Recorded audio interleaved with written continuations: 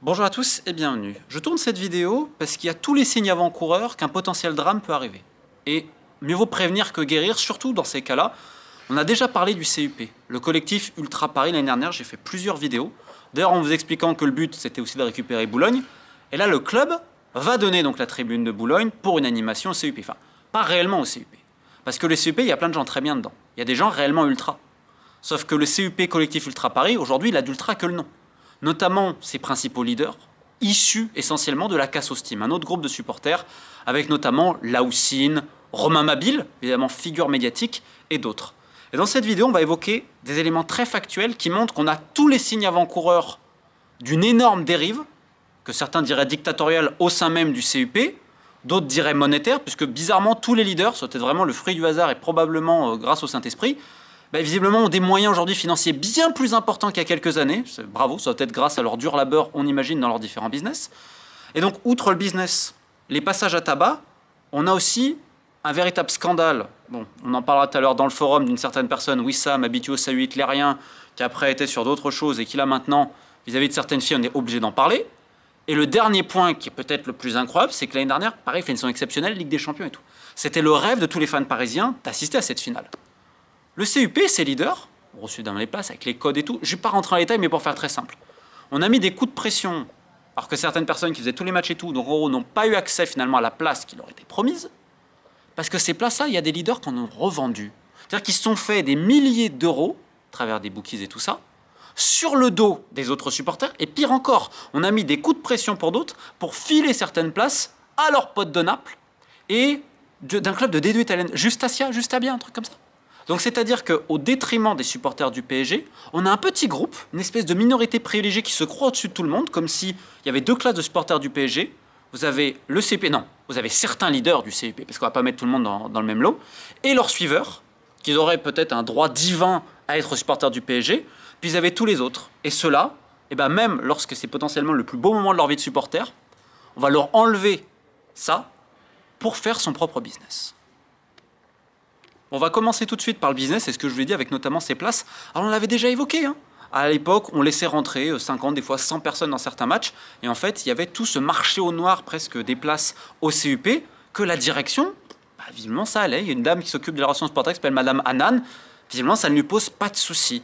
Que dire du chef de la sécurité, Monsieur Bénard? Alors, bon, en tout cas, le club ne dit rien, c'est ça qui est fou, c'est vous allez voir à quel point le club est silencieux et semble tenu par son groupe ultra. C'est presque du jamais vu pour un club aussi important. Mais passons encore. Pour être honnête, cette vidéo, j'ai parlé à énormément de gens. Évidemment, j'anonymise tout le monde parce que, comme vous allez le voir, c'est la terreur. Celui qui parle, on veut lui régler son compte. Et c'est pas pour la manifestation de la vérité le problème. C'est pour touche pas au business. C'est-à-dire que l'année dernière, il n'y a jamais autant d'encartage au CUP. C'est très bien, il y a de l'ambiance. C'est super à ce niveau-là, il n'y a rien d'autre à dire. Des fois, il y a des beaux tifos, etc. Je n'ai pas reparlé de qui paie réellement le tifo, mais il y a des choses très très bien. Et encore une fois, il y a des mecs très bien. Et il y a des groupes aussi très bien au CUP. Le problème, c'est le business derrière. C'est-à-dire, ils vendent plein de merchandising, etc. Tu te demandes des fois où ça va. Je rappelle que, par exemple, pour les sticks, Laoussine, le fameux Laoussine, il a même sa planque pour faire les sticks. Donc, c'est-à-dire, il y a toujours moyen de faire un billet au détriment des autres. Mais le coût des places sur cette finale de Ligue des Champions, je veux bien tout entendre, hein. Mais c'est le moment que tout le monde attendait, et t'as des mecs qui en ont profité pour se faire des milliers d'euros sur le détriment des autres. Et après, ça dit non, mais nous, on aime le PSG. Hein. Ces mêmes personnes, hommes et femmes, parce qu'il y en a aussi quelques femmes, qui, comme je vous dis aujourd'hui, ont un train de vie bien supérieur à celui de leur revenu d'il y a quelques années. Donc la question est simple. Il vient d'où cet argent? Outre le fait de privilégier des supporters d'autres clubs au détriment de ceux qui se font les déplacements et qui font plein de choses, déjà évidemment ça pose question, sans compter évidemment tout ce marché des places, du merchandising. Alors je ne dis pas qu'il ne faut pas de l'argent, et en effet des fois c'est le CUP qui va payer certaines choses parce qu'on saccage des fois des aires d'autoroute, donc il veut le payer après tout. Mais la véritable question c'est qu'en fait, tous ceux qui ont une voix opposante, et c'est là on va arriver sur le passage à tabac, c'est pas qu'ils dérangent, c'est qu'en fait ils se disent oh là ça pose potentiellement problème au business. Parce que les quelques personnes qui se goinfrent sur le dos de la passion des autres fans, je veux dire qu'ils ne veulent pas laisser la place. Et donc on arrive au point le plus compliqué, ce sont les passages à tabac, les coups de pression. Quand j'avais fait les vidéos, il y a eu je ne sais pas combien d'appels, ils étaient persuadés que ça venait des LPA. Parce que les LPA, quand même une fois, ils se sont fait escorter parce qu'autrement ils allaient se faire défoncer la tronche. Je rappelle que c'est entre fans du PSG quand même. On pourrait parler des Parisiens aussi à Boulogne. Alors je ne dis pas qu'ils ont tout bien fait et tout, mais ils sont même allés jusqu'à mettre des coups de pression sur la mère d'un des gars des Parisiens. Oh, faut se rendre compte. On va être très honnête. Le CUP a des gens merveilleux, je le répète. La Casse au Steam, il y a des gens très bien dedans, que j'en ai. Par contre, il y en a certains, ils sont aveuglés par Laoussine notamment. Laoussine, c'est lui le patron. Et donc Laoussine bénéficie d'une aura, parce qu'il est proche de la direction, etc., et des faveurs, ce qui fait qu'il y a plein de gens qui le suivent. Et donc dans le recrutement, il va être très clair, il faut suivre les ordres. Et il y a eu quand même plusieurs moments, captés parfois sur caméra, où on fait comme ça. Et les mecs cagoulés, ils vont défoncer des gens. Il y a notamment un stadier du parc, franco-marocain, je crois. Il fait passer à tabac, tout le monde a dû intervenir, etc. Aucune sanction. Récemment, finale de Coupe de France face à Reims. T'as 30-40 mecs de la Cassos, cagoulés comme ça. Ils s'en sont pris à des indépendants, ce qu'on appelle, fans du PSG. C'était 3 ou 4, 40 contre 4. J'ai presque envie de dire que c'est signé. Parce que souvent, ces mecs-là, c'est pas du 1 contre 1. C'est 40 contre 4. Entre propres fans du PSG. Est-ce qu'il y a une sanction? Est-ce qu'il y a eu quelque chose? Non. Pourtant, c'est pris par caméra et tout. Il y a des gens sur leur lieu de travail, on est allé leur mettre des coups de pression, les coups de téléphone. Moi, je dis, j'ai fait la vidéo, je sais que ça a appelé de partout. Alors que là aussi, il a mon numéro. Ce qu'on a parlé, lui, je tiens à le préciser d'ailleurs, tout ce qu'il m'a dit à l'époque, c'est non, c'est pas vrai. Il nie tout cela. Il n'y a pas de problème, c'est sa version, il n'y a aucun problème. Encore une fois, pareil pour les places, lui, il niait, il disait que c'était les autres groupes. C'est sa version. Il pourra s'en expliquer aujourd'hui avec les leaders. Dans tous les cas, ce qui est certain, c'est qu'il y a une ambiance tellement pesante que beaucoup n'osent pas écrire et personne n'ose réellement parler. C'est pour ça qu'il y a aussi y en a qui partent. Et maintenant, ce groupe, on va leur donner Boulogne.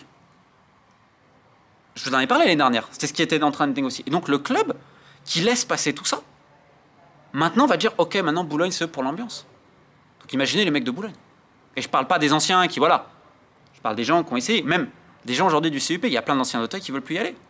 Et ce qui est terrible, c'est que, je le répète, le CEP, il y avait notamment les parias. Les parias, historiquement, c'est un vrai groupe ultra. Je comprends qu'il y en ait beaucoup qui soient partis. Après, les parias, cette année, ils ont quand même fait certaines choses aussi, certains messages. Voilà, parce que le mouvement ultra, il est forcément lié aussi à certains messages politiques. Ils l'ont fait. Et là, c'est un message notamment pour les parias et d'autres. Parce que là, on va parler sur le troisième point, c'est Wissam. Dans les incompréhensions et les dérives du CEP, ce monsieur, il est très très haut. Donc Wissam, c'est un historique, quelqu'un qui levait le bras à l'époque. On peut voir notamment sur ces images-là en train de faire un salut hitlérien. Donc ensuite, il y a eu d'autres choses de vie privée, voilà. Après, chacun fait ce qu'il veut. S'il y en a qui veulent tourner des Jackie et Michel, il n'y a pas de souci. Dans tous les cas, c'est quelqu'un qui a fait beaucoup parler en interne pour ce qu'il a fait et tout, son comportement. C'est vrai que c'est un élément clé du forum, et certains l'avaient pris un peu, je ne vais pas dire, en grippe, etc. C'est quelqu'un d'assez conflictuel. Mais dans le forum, il est clé. Et il fait miroiter, ouais, les abonnements, les ci, les ça. Il y a énormément de jeunes femmes qui sont pleines de Wissam. C'est remonté tout en haut à Laoussine, à Sarah, à Rachel, à Romain Mabille. Wissam, tranquille. Wissam, il a pris une interdiction de stade, je crois, pendant 1 an pour une bagarre, je sais pas trop quoi. Bon, il était là avec le hand, évidemment, et bien sûr, en putain, le champion était là aussi.